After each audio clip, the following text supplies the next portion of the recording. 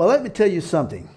You guys are in for a treat today because this is going to be my first podcast. But rest assured, it's not going to be my last one. So let's make it a memorable one. Sit back, relax, and let's fly towards greatness. This podcast is going to set a new standard upon this new millennium. Gangster. Power.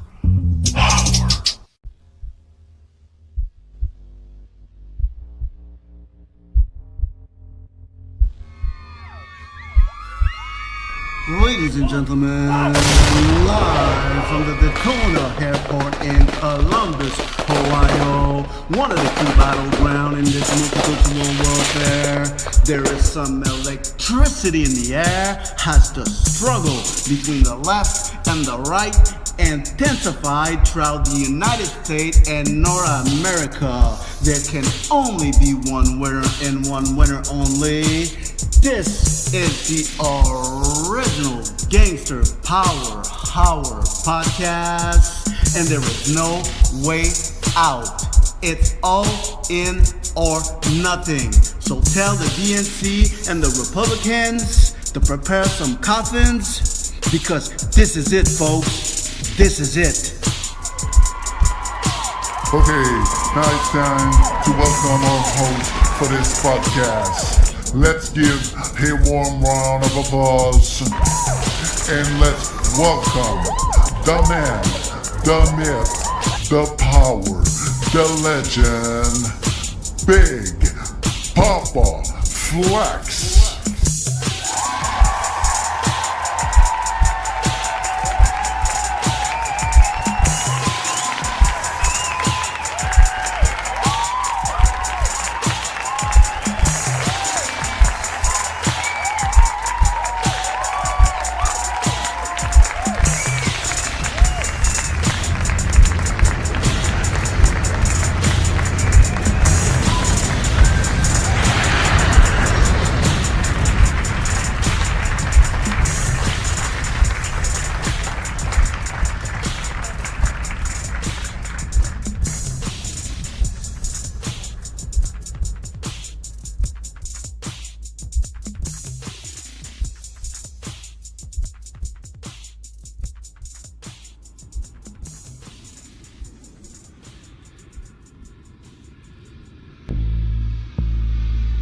Hey, happy to be here with you guys live for the very first edition of the original Gangster Power Hour podcast. The concept of this podcast is very simple. It's a 1 hour VIP flight above the rest of the world. We're gonna leave behind all the prefabricated mainstream beliefs. And I'm going to present to you guys some new and refreshing alternatives. Why am I going to be your pilot? And why am I leading this show? Because I got all the tools required to do so. I am the author of a book series called Multiculturalism, a Total Failure, The Mass Confusion. I am the exclusive producer of the official soundtrack for this particular book series. I got a $40 million lawsuit against the government of Canada, Justin Trudeau, in multiculturalism. I am the leader of the original gangster generation, the man behind this mass confusion. It's an honor for me to welcome you aboard for this 1 hour VIP flight. So let's get this show started.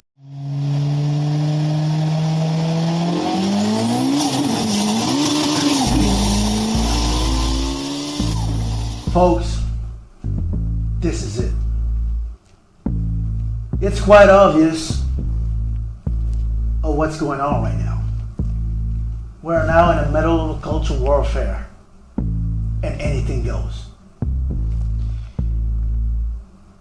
Lately, for those of you guys who haven't watched television for a while, you must ask yourself, what happened? Because television wasn't that way back then.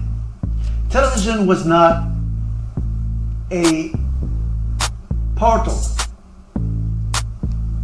for a rating war like we are seeing right now, because it is a war over ratings, supremacy, and freedom of speech. Keep that in mind, very important. Who is gonna come up as a winner? I don't know. No, excuse me. I know, but I cannot tell you that right now because obviously it would spoil the entire segment. It would spoil my entire book series. But I can give you an insight right now. Look towards Fox News. Have you noticed that Tucker Carlson is taking more presence on television than ever before? Have you noticed that the Murdoch, it seems like the Murdoch all in. It seems like the Murdoch have put their chips on the line, and the guy they have chosen to carry on their propaganda is Tucker Carlson. So basically what I'm saying right here is it's not possible that the Murdoch have betted everything on Tucker Carlson. It is possible. Now if you turn around and look at MSNBC, I think that MSNBC could be the dark horse. I think that MSNBC could squeeze in, and just like at a racetrack, when you less expect it, MSNBC could be the dark horse. MSNBC could go all the way and pass everybody at the finish line, because MSNBC got a tremendous amount of talent, but so far from what I've seen, MSNBC doesn't know how to properly showcase their talent. And I'm talking about racial matter, of course. I think that racial matter should have a 1-hour television show every week. Every week, 1 hour, and that's it. Why? Because racial matter should be a treat. So that means Rachel should come out live, maybe not live, but in front of a live audience, and she should ask the big question to some big, of course, guests. She should ask the big question to some important guests. That's what Rachel Maddow should do. Basically, Rachel Maddow should be the counterpart to Joe Rogan. So that means once a week you get a treat. That's it. You watch Rachel Maddow, dress up nice, she look good, new haircut, she's full of energy because she's not tired, and she can do all kind of interview. And she goes in the crowd, and the crowd asks her some question, and they could have a segment with Rachel Maddow at home, how she lives, what she does, how she prepares. You want to have your biggest star, and you want people to tune in once a week. That's exactly what I think MSNBC is not doing right. They don't know how to showcase Rachel Maddow for her to be number one. Okay, now, if we go a little bit further than that, And if we stretch our imagination, of course, we can say that CNN is not using or casting or showcasing Mrs. Kaylar properly. I mean, Kaylar, in my mind, at CNN, should have, a podium. She should be on a podium. That woman can be cruel and can hit you right between the eyes with her fist and knock you down to the ground.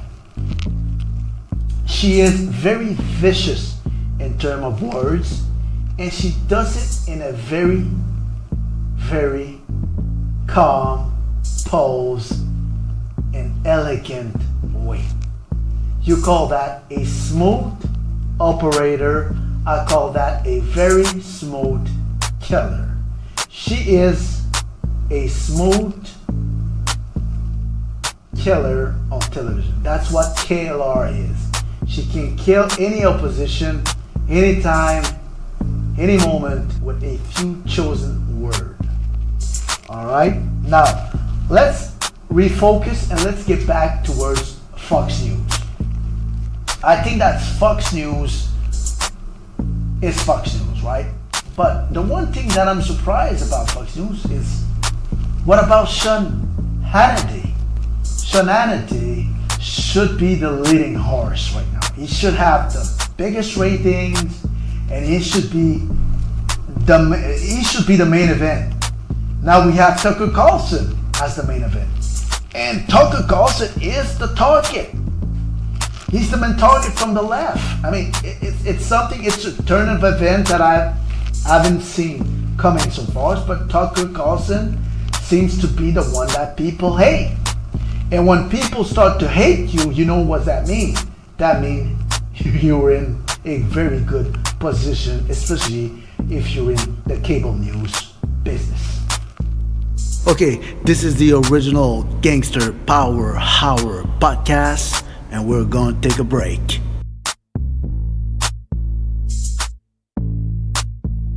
was another day of incredibly mixed messaging from the Trump administration. Gangster Power. Congressman, is there any way we can get you to talk about January 6th? I do not do interviews with CNN. Okay, now let's be honest. Why should you tune into the original Gangster Power Hour podcast every weekend? Because no one out there can afford to give you the right and proper information on how our not American multicultural system works from the inside out for free. No one can talk about multiculturalism like I do for free. Oh yeah, I will talk about my life, what I've been through, and much more. But more importantly, I will put under the microscope all the latest important news. At least 59 now dead. It is your right, and it is a privilege for me to keep you updated on what's going on in this world and beyond. Original Gangster Power. Original Gangster Power. Okay, folks, we're back for some more flexing and infotainment. Let's get back to the Big Papa.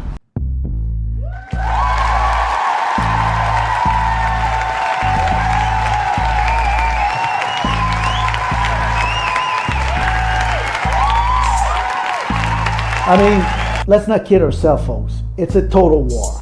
And when it comes to war, sometimes you gotta throw the books out of the window, and sometimes you gotta throw the baby out the window. It's a take no prisoner environment right now, and everything is on the line. Now, MSNBC, of course, is behind CNN and Fox News in terms of ratings. But they got so much talent, they can basically pass by everybody at the very end and finish first. So lately I've been watching MSNBC, of course, and there's a woman by the name of Joy Reid that does the news over there. And I want you guys to listen to what she has to say in regards of a news anchor by the name of Tucker Carlson. Listen to that and you will find out why I'm telling you that MSNBC could, at the very end of this war, be number one. Listen to what Joy Reid had to say in regards of Tucker Carlson. Well, Joyanne Reid, the race lady over on MSNBC, took a quick break from haranguing Whitey yesterday. Did he say Whitey? Oh, honey, Tuckums. Is this really about me fixating on race? Or is it about you fixating on race? I mean, did you want to go to Harvard? Did they reject you? And you think, oh yeah, they let the race lady in. Blah, affirmative action, blah. And just because, maybe you didn't have great grades and great test scores and needed your girlfriend's daddy to help you get into college doesn't mean that you don't have amazing people in your life who love you. I mean, you got all that Swanson money, right? Bitch sticks for everybody. Woo!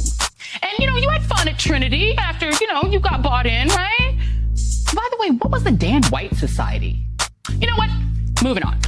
And just because the CIA rejected your application, look, things turned out fine for you. You had a great career over here at MSNBC.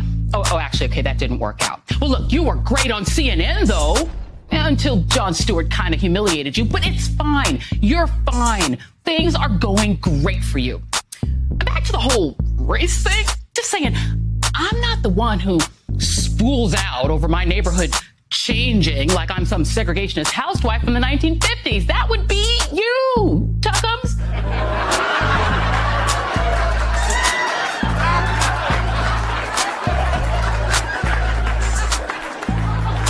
Okay, this one is very interesting, right? I've been watching the news for a little while, and Morning Joe never stopped to surprise me. They always upgrade their games. And this is the latest clip that really caught my attention from Morning Joe.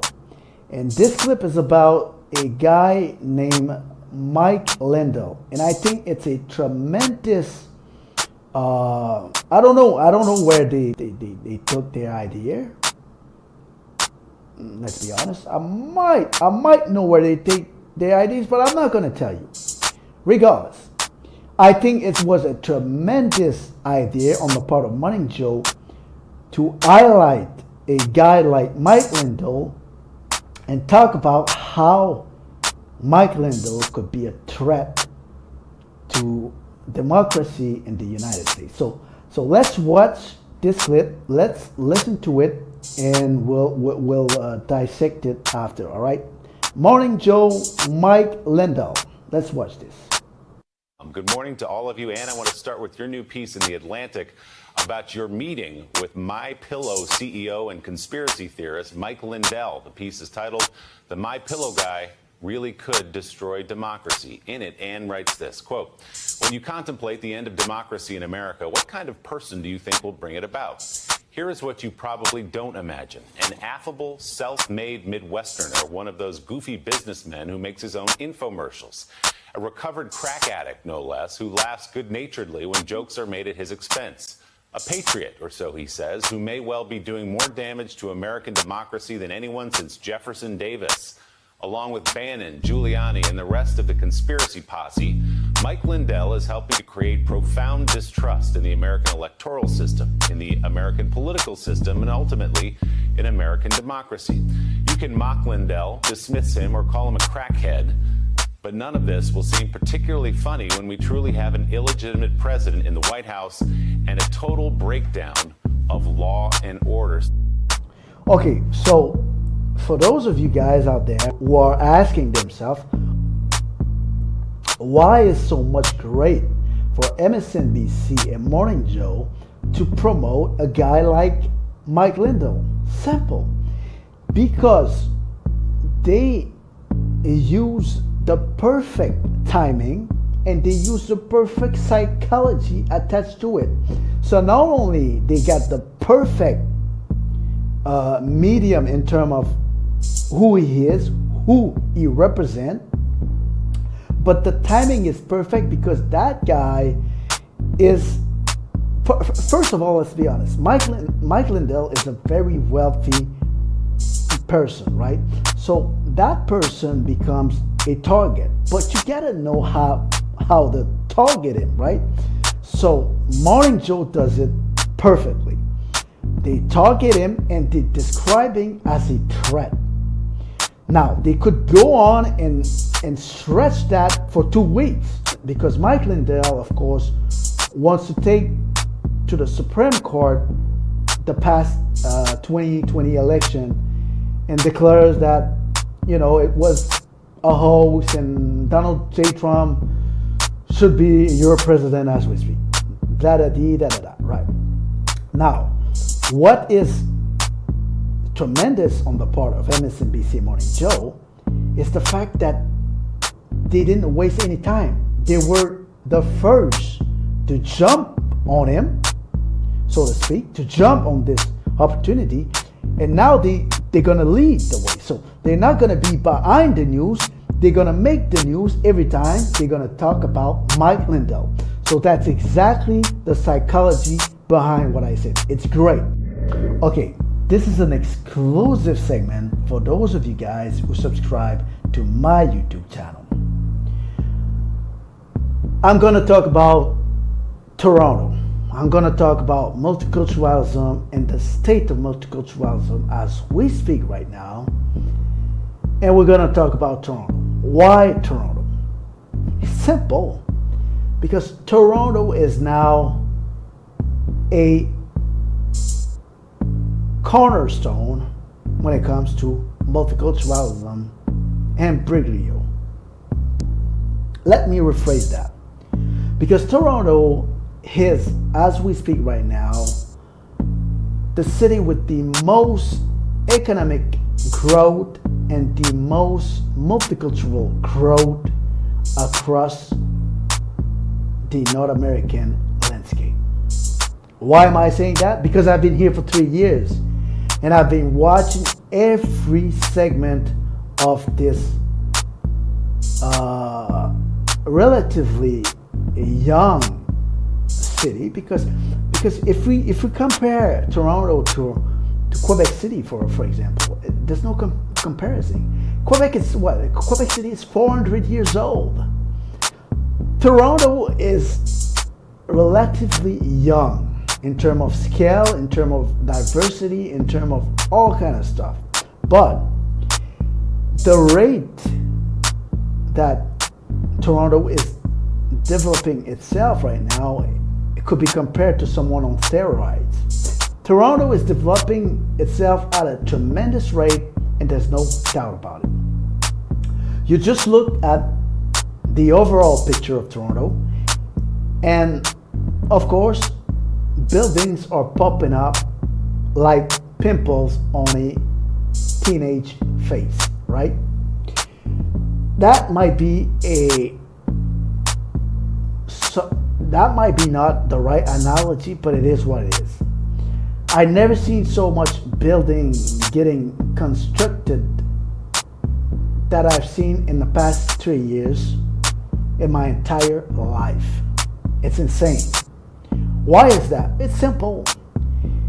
Geographically, Toronto is at the right place when it comes for business in terms of having a flow of investors coming in, doing their business, and going back to the United States, vice versa.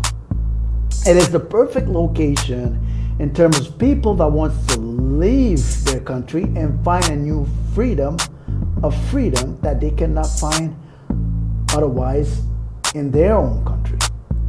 It's the perfect hideout for someone who wants to hide maybe from the law. I mean, Toronto could be categorized as a major center point when it comes to multiculturalism. It speaks volume, right? Now, the one thing people would be surprised to hear, though, is that Toronto is not what it seems to be. I would categorize Toronto to be overrated in terms of what you can access. Because Toronto, to me, is a little bit like a Klondike for rich idiot. That means if you don't have money to spend and if you don't have money to lose, you're going to be completely bored. It means what it means, right? That means if you want to go watch the Toronto Raptors win, you're going to have to dig in your pocket. If you want to go and watch the Blue Jays play baseball, you're going to have to dig in your pocket. If you want to go and watch the Toronto Maple Leafs play hockey, you're going to have to dig in your pocket. Toronto is not a winning city in terms of major sport. I mean, the last time they had a winning team in terms of hockey was maybe 100 years ago. The last very title they could win was when they bought the title. I mean, let's be honest. If it wasn't for number 2, if it wasn't for number 2, do you really think that the Toronto Raptors would have won the title? I mean, I'm not suggesting something. I'm just plain and simple. I'm just saying something that is you can verify. You can watch it, right?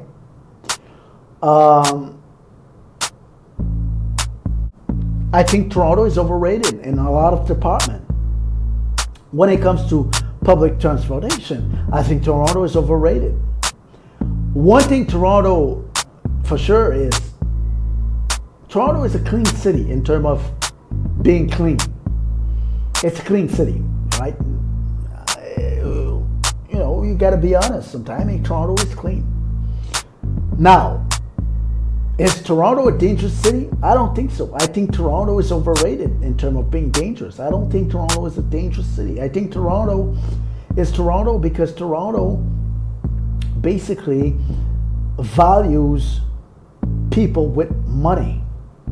So that means if you come here and you got money, you're going to enjoy the city. But if you're broke and you want to, waste your time around and, just try maybe to get a little bit of what the city is, you're going to be bored and you're going to be disappointed because you need money to enjoy the city. Now, I don't want to end this segment on a sad note. So what I'm going to do is I'm going to tell you exactly what I've been through for the past 3 years. Now, I've seen Toronto from top to bottom.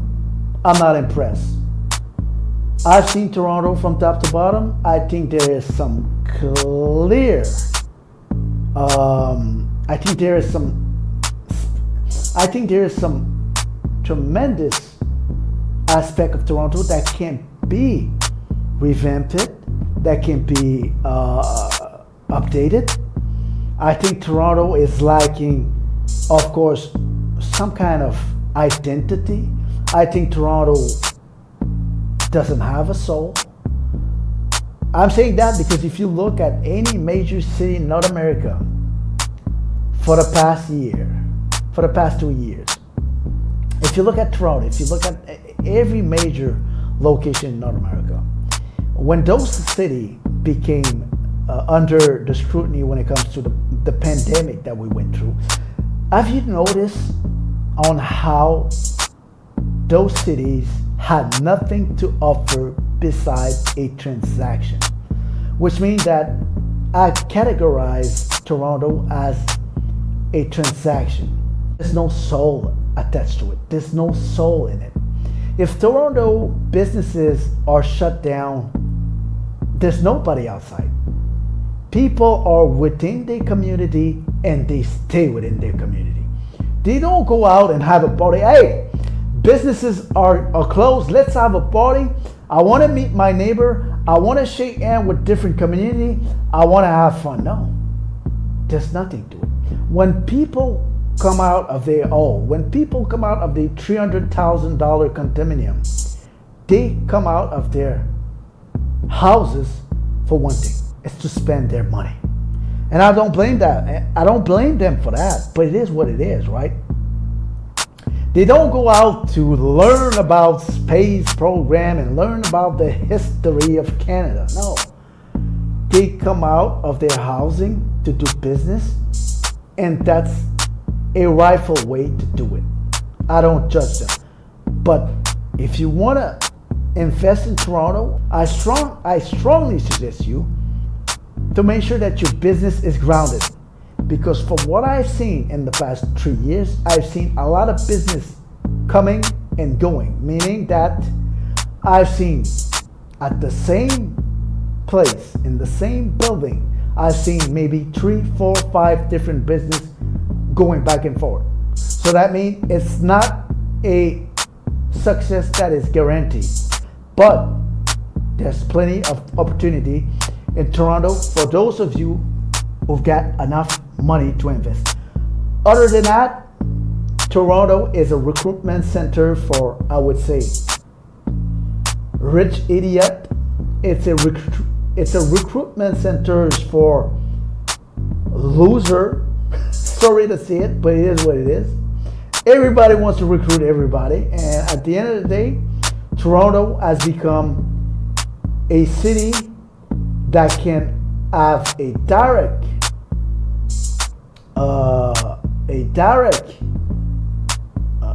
they can basically change the fate of an election, because with the union, with all the political stuff attached to Toronto becomes like a little bit like, the turning point. If Toronto decide to re-elect Justin Trudeau, regardless of his blackface, they're gonna do it. It's exactly what happened. Toronto shifted the vote towards Justin Trudeau and the Liberals, even though Justin Trudeau at the worst moment was like a plague.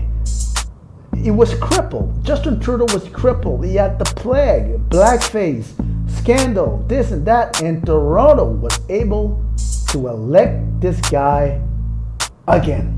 It shows you a whole lot about Toronto, and it shows you a whole lot about multiculturalism. Why does Toronto is growing so fast? Not because they make more babies than you and me. Not because they're better than you and me. It's because they bring in more people than you and me. Meaning that people that are coming in Toronto are basically political peons.